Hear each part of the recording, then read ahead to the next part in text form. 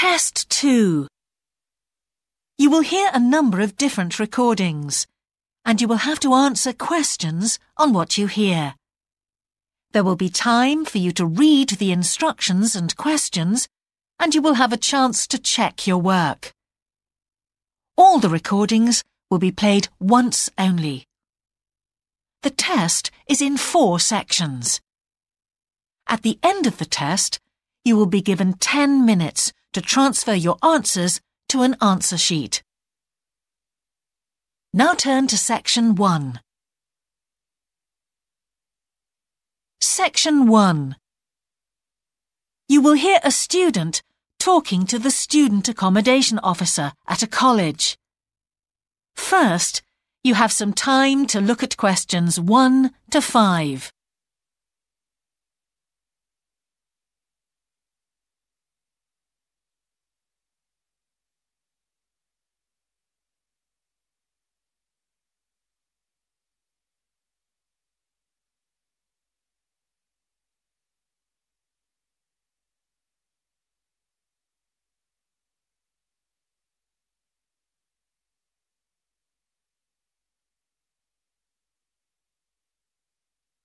You will see that there is an example that has been done for you.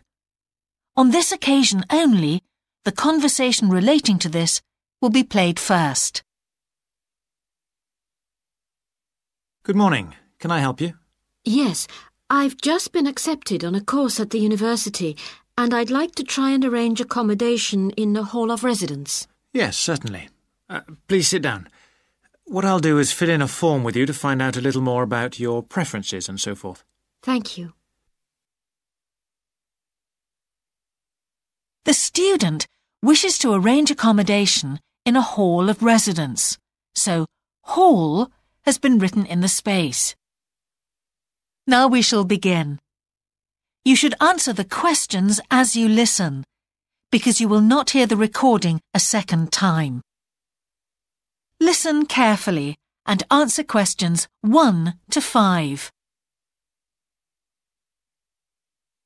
Good morning. Can I help you? Yes, I've just been accepted on a course at the university, and I'd like to try and arrange accommodation in the hall of residence. Yes, certainly. Please sit down. What I'll do is fill in a form with you to find out a little more about your preferences and so forth. Thank you. So, first of all, can I take your name? It's Anu Bhatt. Could you spell your name, please? Yes, ANUBHATT. Thanks. And could I ask your date of birth? The 31st of March, 1972. Thank you. And where are you from? India. Oh, right. And what will you be studying? I'm doing a course in nursing. Right, thank you. And how long would you want to stay in hall, do you think? Well, it'll take 3 years, but I'd only like to stay in hall for 2. I'd like to think about living outside for the 3rd year. Fine. And what did you have in mind for catering? Do you want to cook for yourself or have all your meals provided? That's full board. Is there something in between? Yes, you can just have evening meal provided, which is half board. That's what I'd prefer. Yes, a lot of students opt for that. Now, with that in mind, do you have any special diet, anything we should know about? Yes, I don't take red meat. No red meat. Before you hear the rest of the conversation, you have some time to look at questions 6 to 10.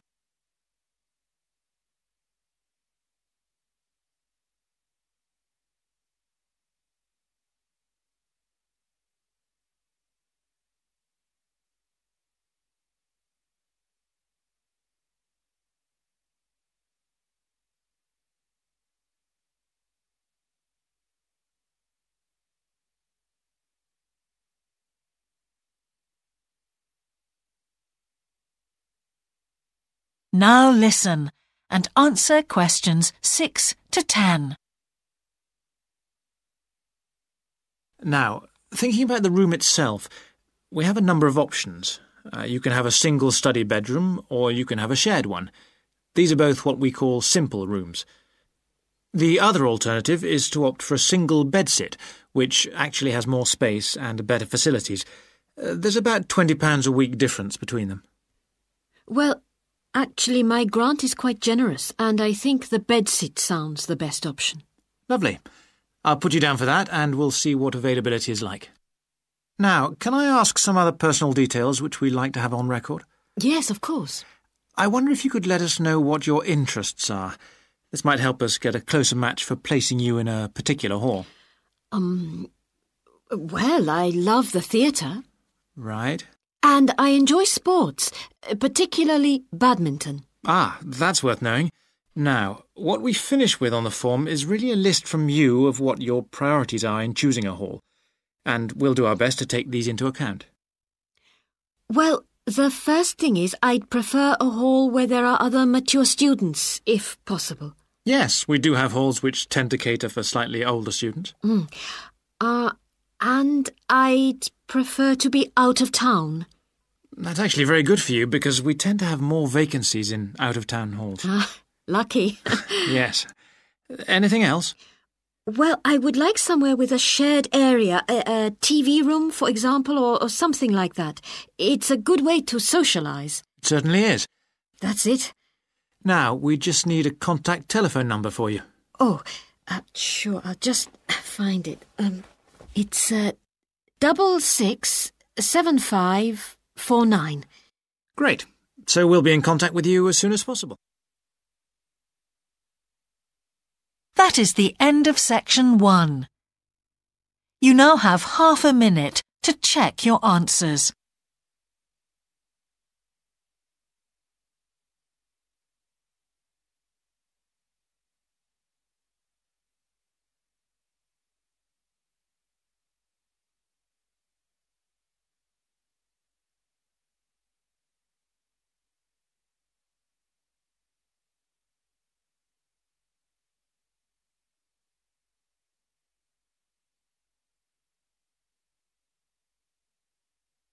Now turn to section 2.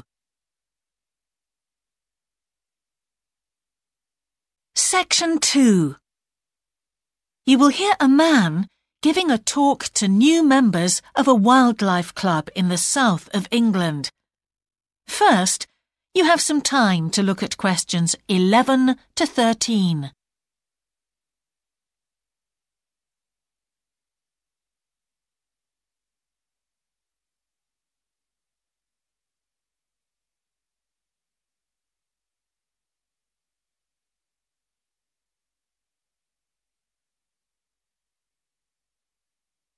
Now listen carefully and answer questions 11 to 13.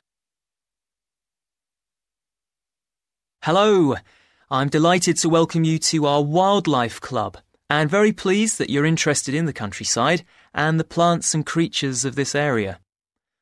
I think you'll be surprised at the variety we have here, even though we're not far from London. I'll start by telling you about some of the parks and open spaces nearby. One very pleasant place is Halland Common.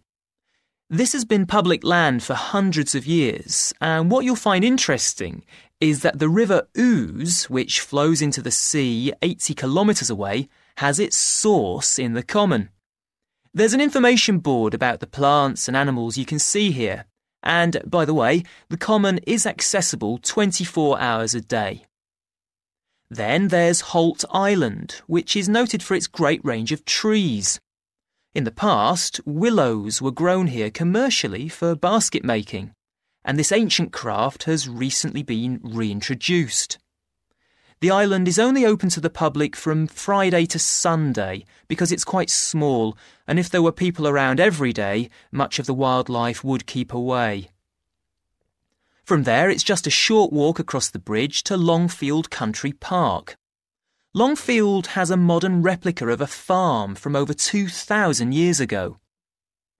Children's activities are often arranged there, like bread making and face painting. The park is only open during daylight hours, so bear that in mind if you decide to go there. Before you hear the rest of the talk, you have some time to look at questions 14 to 20.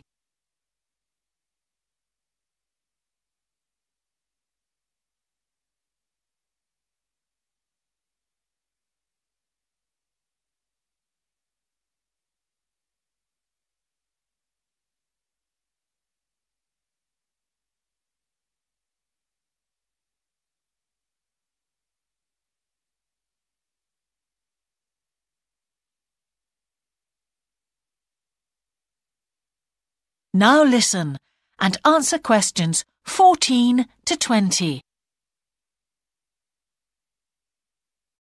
Longfield Park has a programme of activities throughout the year, and to give you a sample, this is what's happening in the next few days.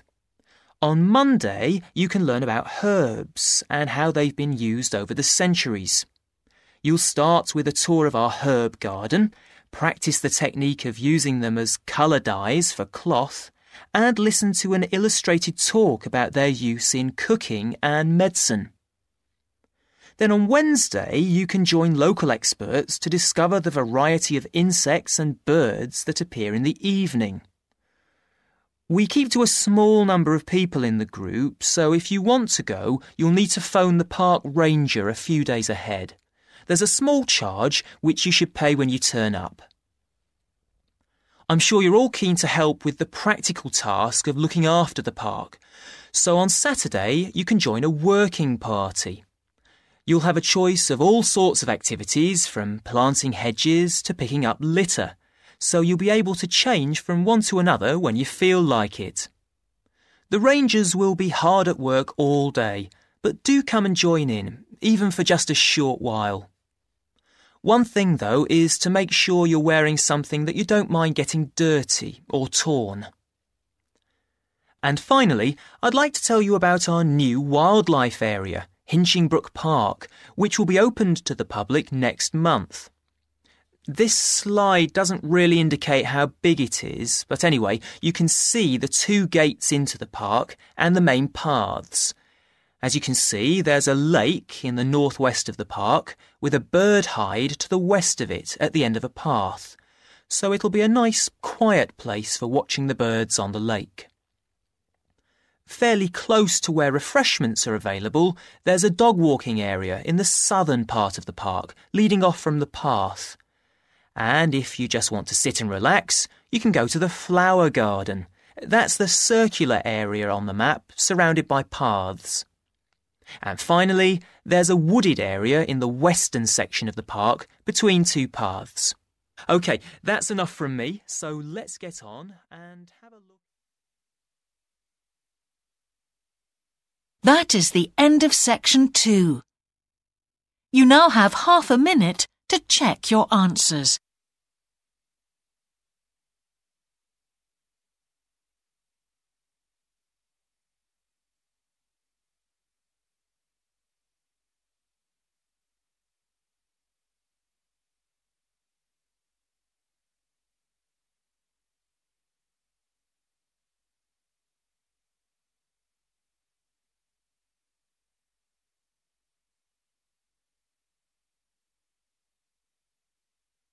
Now turn to section 3.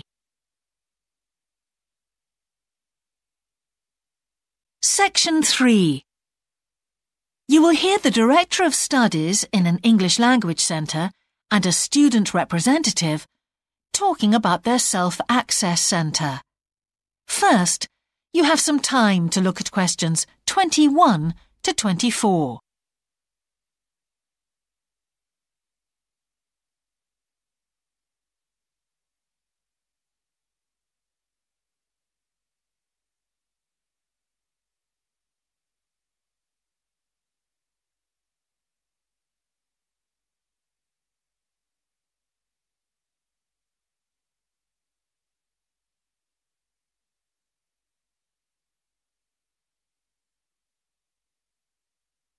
Now listen carefully and answer questions 21 to 24.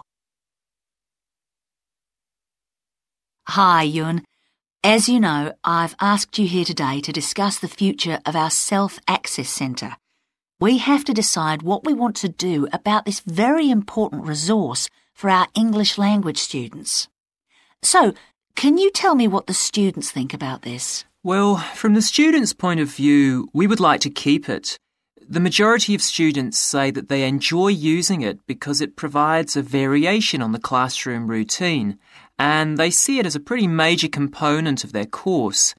But we would like to see some improvements to the equipment, particularly the computers. There aren't enough for one each at the moment, and we always have to share. Well, yes, The teachers agree that it is a very valuable resource, but one thing we have noticed is that a lot of the students are using it to check their personal emails. We don't want to stop you students using it, but we think the computers should be used as a learning resource, not for emails. Some of us also think that we could benefit a lot more by relocating the Self-Access Centre to the main university library building. How do you think the students would feel about that, Yun? Well, the library is big enough to incorporate the Self-Access Centre, but it wouldn't be like a class activity anymore. Our main worry would be not being able to go to a teacher for advice. I'm sure there would be plenty of things to do, but we really need teachers to help us choose the best activities. Well, there would still be a teacher present and he or she would guide the activities of the students. We wouldn't just leave them to get on with it. Yes, but I think the students would be much happier keeping the existing setup. They really like going to the Self-Access Centre with their teacher and staying together as a group to do activities. If we could just improve the resources and facilities, I think it would be fine. Is the cost going to be a problem? It's not so much the expense that I'm worried about, and we've certainly got room to do it, but it's the problem of timetabling a teacher to be in there outside class hours. If we're going to spend a lot of money on equipment and resources, we really need to make sure that everything is looked after properly. Anyway, let's make some notes to see just what needs doing to improve the centre. Before you hear the rest of the conversation, you have some time to look at questions 25 to 30.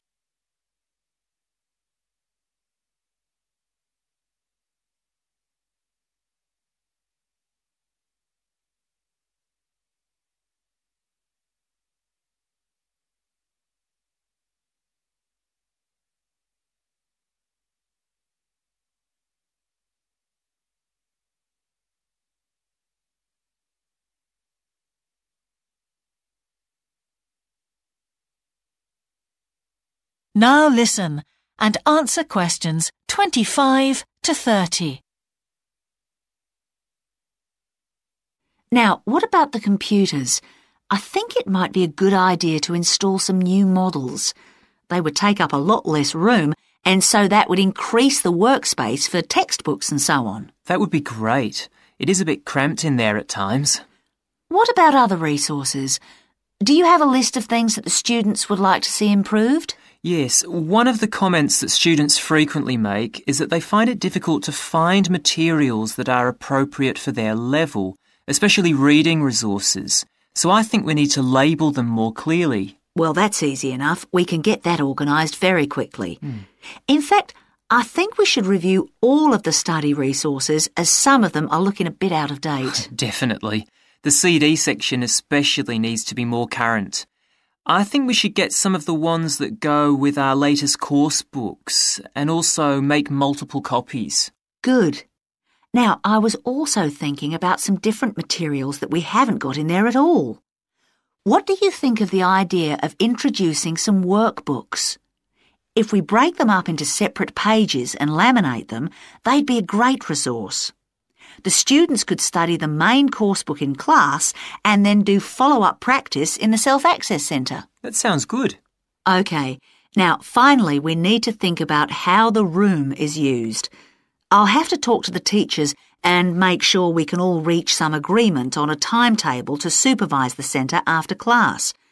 But we also need to think about security too, especially if we're going to invest in some new equipment. What about putting in an alarm? Good idea. The other thing I'd like to do is talk to our technicians and see whether we could somehow limit the access to email.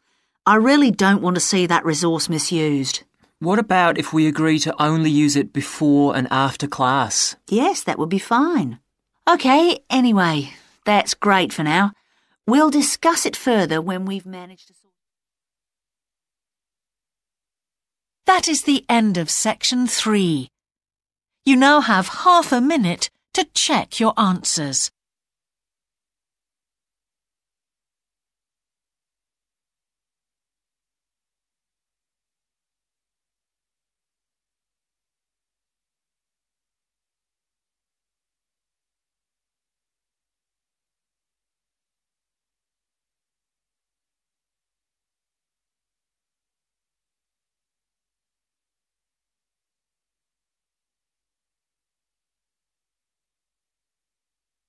Now turn to section 4.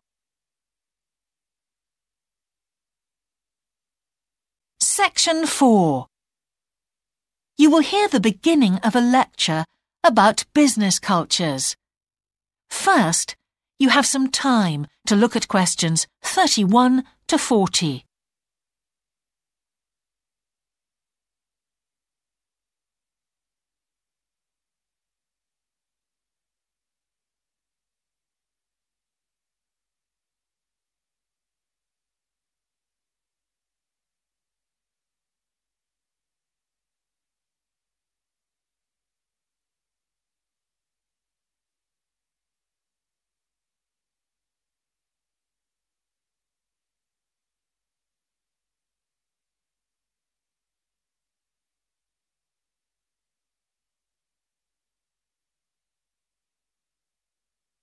Now listen carefully and answer questions 31 to 40. Good morning, everyone. Now, whether you're going to university to study business or some other subject, many of you will eventually end up working for a company of some kind. Now, when you first start working somewhere, you will realize that the organization you've joined has certain characteristics. And we often refer to these social characteristics as the culture of the organization. This includes its unwritten ideas, beliefs, values, and things like that.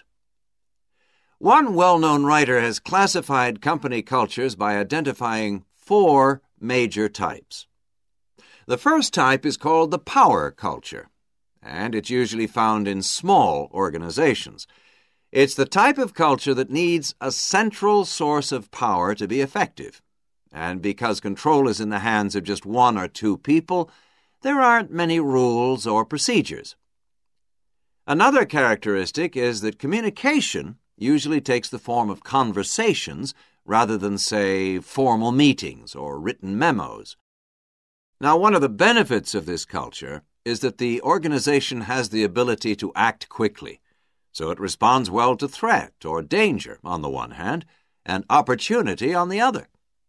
But on the negative side, this type of organization doesn't always act effectively, because it depends too much on 1 or 2 people at the top, and when these people make poor decisions, there's no one else who can influence them. And the kind of person who does well in this type of business culture is one who is happy to take risks, and for whom job security is a low priority. The next type is known as role culture. That's R-O-L-E, not R-O-L-L, by the way. And this type is usually found in large companies, which have lots of different levels in them. These organizations usually have separate departments that specialize in things like finance or sales or maintenance or whatever. Each one is coordinated at the top by a small group of senior managers, and typically everyone's job is controlled by sets of rules and procedures. For example, there are specific job descriptions, rules for discipline, and so on. What are the benefits of this kind of culture? Well, firstly, because it's found in large organizations, its fixed costs, or overheads as they're known, are low in relation to its output or what it produces.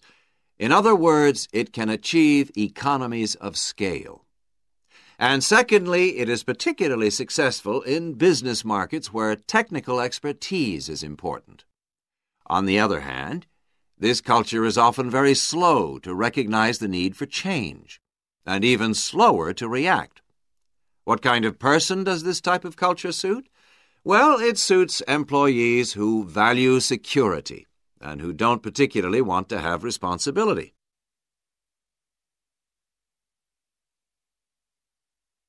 Moving on now to task cultures. This type is found in organizations that are project-oriented. You usually find it where the market for the company's product is extremely competitive, or where the products themselves have a short lifespan. Usually, top management delegates the projects, the people, and other resources, and once these have been allocated, little day-to-day control is exercised from the top, because this would seem like breaking the rules. Now, one of the major benefits of this culture is that it's flexible. But it does have some major disadvantages, too.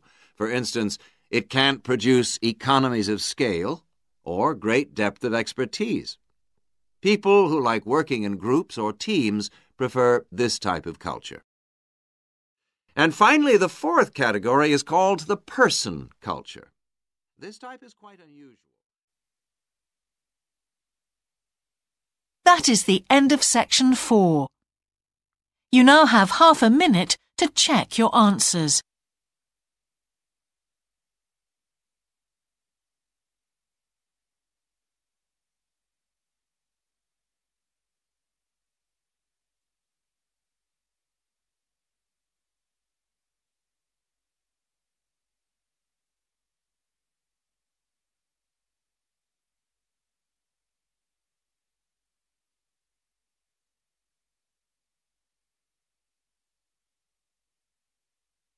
That is the end of the listening test. In the IELTS test, you would now have 10 minutes to transfer your answers to the answer sheet.